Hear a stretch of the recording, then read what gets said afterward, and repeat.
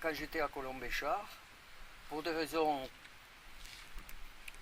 que je préfère ignorer d'ailleurs, parce que pour de la part d'un officier, c'était pas spécialement brillant. Je crois il aurait, c'est idiot de dire ça, mais c'est la vérité. Je crois il faisait les yeux doux à ma femme. Et à l'époque, Coco, il y avait quelque chose quand même. C'était une belle fille. Il y en a plus d'un qui aurait aimé me la prendre. Mais enfin, je crois qu'elle a eu la sagesse de rester sage. J'espère. Elle est pardonnée de toute façon. Et il s'est mis à me chercher des crosses sans arrêt, sans arrêt. Et je rentrais de mission. Un jour, je rentrais de mission et je prenais ma petite valise pour aller retrouver Coco, parce qu'ils étaient jaloux aussi, parce que j'avais ma femme avec moi, alors qu'eux, ils laissaient leur femme en France parce qu'ils avaient des enfants. Et alors, il y avait un peu de jalousie de la part de certains célibataires. Il m'a dit, bon, mais Bardet, c'est pas la peine de vous déshabiller, vous repartez pour une opération. Je dis, mon capitaine, je suis désolé, mais j'en sors. Je dis, je voudrais bien aller embrasser mon épouse.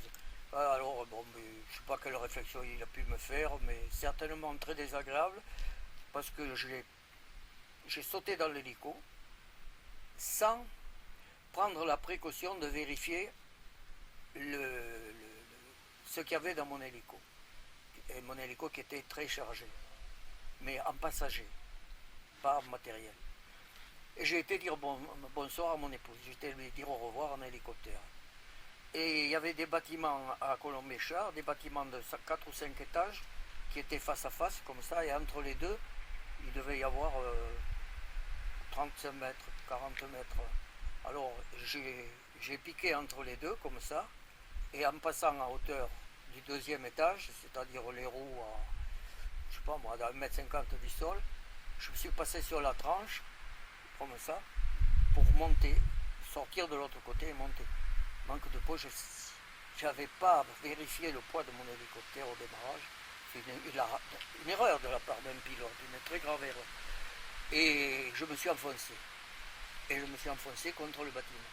Et j'ai des roues, j'étais en travers, j'ai des roues qui ont dû passer je sais pas, à toucher le mur, quoi. Et il y avait une infirmière de l'armée de l'air qui était à la fenêtre, qui avait vu l'hélico arriver, qui regardait. Elle a eu une syncope. On l'aurait eu à moins. Parce que moi j'ai eu peur. Ce jour-là j'ai eu peur. J'ai eu très peur parce que je me suis vu écraser contre le mur. Mais c'est passé. Bon, mais ça passe, ça passe. Et je savais très bien ce qui m'attendait en arrivant à Incefra. Je partais à Incefra en opération. Et en arrivant à Incefra, arrêt de rigueur, enfermé. J'ai eu la chance que 2 jours après il y ait une opération, que l'officier qui commandait à Incefra et qui déclenchait cette opération soit un garçon intelligent, un jeune lieutenant, qui est venu me voir et qui m'a dit, Bardet, vous connaissez le MSI? Ah, j'ai dit oui, le MSI, j'ai travaillé 1 an dans le MSI de Tlemcen. Et alors il me dit, ça vous ennuierait pas de faire le numéro 5 dans le fly pour m'indiquer où poser les gars à proportion, pour essayer qu'il y ait moins de casse possible, que si ça accroche. Je lui ai dit non, moi je veux bien, il n'y a pas de problème. Au contraire, j'étais vachement content parce que ça me faisait un peu oublier mes misères et tout. Et puis le 1 s'est posé comme il faut, le 2 s'est posé, mais pas assez vite. Le 3 s'est posé sous le 1, le 4 s'est posé sous le 2, le 5, moi je commençais à remettre les gaz, parce que je savais qu'on ne pouvait pas se poser, on était dans la dégueulante de la montagne, le vent venait d'en face, donc les tourbillons nous rabattaient au sol. J'ai commencé à ralentir ma descente en attendant pour voir si je pouvais, si les autres allaient décoller, si je pouvais me poser. Le 5, lui, il a essayé de se poser, il a percuté, il a explosé, il est parti en fumée, et il y a une de ses pales qui a traversé mon rotor. Alors moi j'ai eu le rotor complètement abîmé, l'hélico s'est couché, j'ai pratiquement coupé en 2 un commando avec une pale, et j'ai réussi à remonter la pente en me servant de la souplesse des amortisseurs.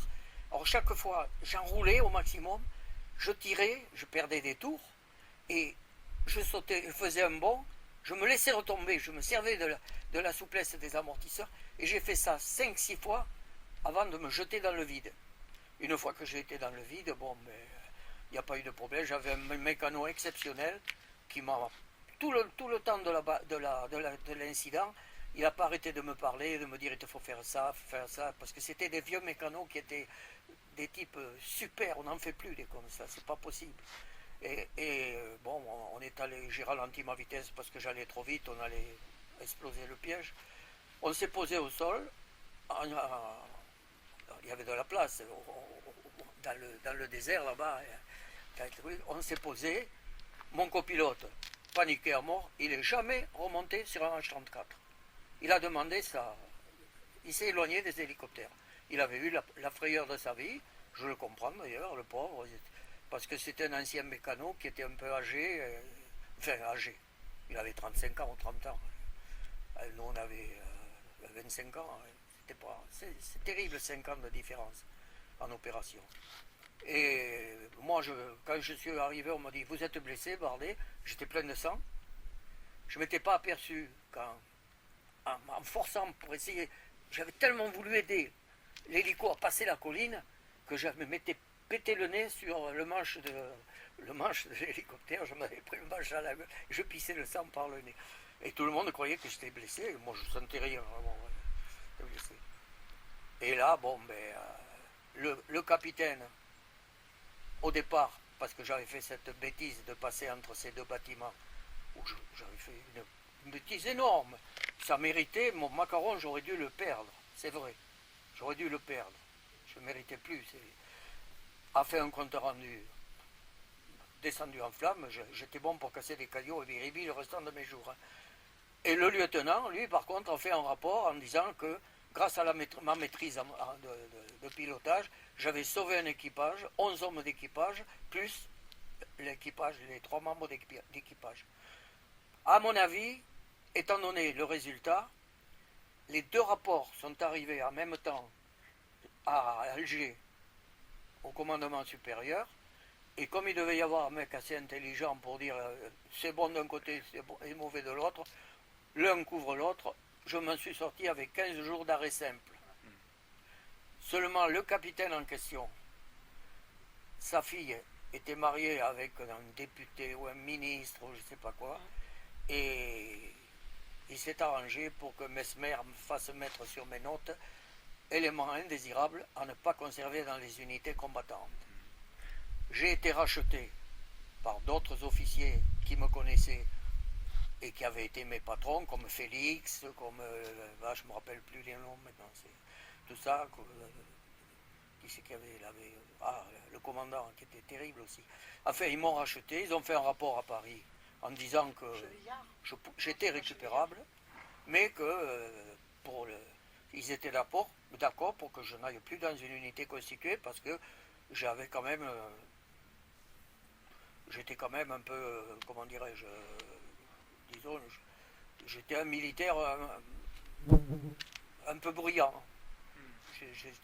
J'étais un bon soldat, un très bon soldat, mais pas un très bon militaire. Est-ce que c'était lié aussi au fait que l'Algérie avait été quittée par le général de Gaulle et qu'il y avait un certain nombre d'officiers et de sous-officiers en Algérie qui s'étaient révoltés contre ça et qui donc avaient été exclus de l'armée française? Est-ce que c'était un peu la même époque, la même ambiance? J'étais un peu impliqué là-dedans parce que ma voiture servait bien souvent pour des ratonnades et des trucs comme ça.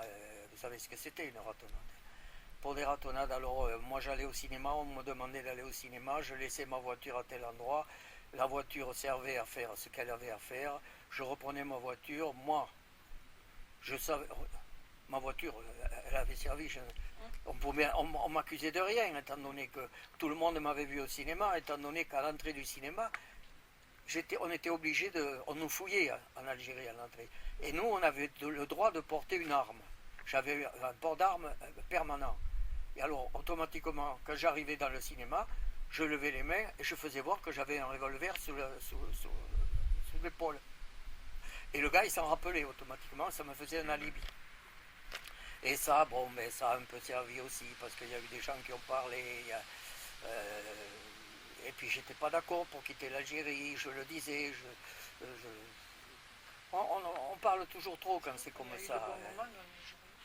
On a fréquenté des musulmans qui étaient pas vraiment Oui, sympas. Hein. on parle toujours trop quand c'est comme ça. Mais enfin, le fait est, c'est que ils ne savaient pas où me renvoyer. Il fallait me renvoyer dans un coin où il n'y avait pas un escadron complet, qu'il n'y avait pas beaucoup de monde, que je puisse pas me foutre la pagaille. Parce qu'ils avaient peur que je foute la pagaille, ce qui était ridicule d'ailleurs. Mais, et puis, comme le gars qui était au Cameroun venait de déclencher, il avait, comment dirais-je, il avait pété les plombs. Et automatiquement, on manquait un pilote au Cameroun, on m'a envoyé au Cameroun. Alors au Cameroun, j'avais un hélico, un brossard et un Dassault. C'est quoi? Un Dassault, c'est un petit bimoteur. Et le brossard, c'est un avion de brousse, un petit monomoteur de brousse. Et j'avais mon petit hélico. Mais on était 2 pilotes quand même. Mais l'autre pilote n'avait jamais touché un hélicoptère. Ce qui fait qu'il n'y avait que moi qui volais sur l'hélicoptère. Et moi, ça ne m'intéressait pas de faire du bimoteur ou de faire du brossard, ça ne m'a jamais intéressé. Ils ont essayé de m'en faire à un moment donné, ils m'ont envoyé à Bangui pour refaire une transformation. Je suis revenu, j'ai jamais touché un bimoteur. Et c'est pour ça que j'ai été au Cameroun et que j'ai été détaché au Cameroun.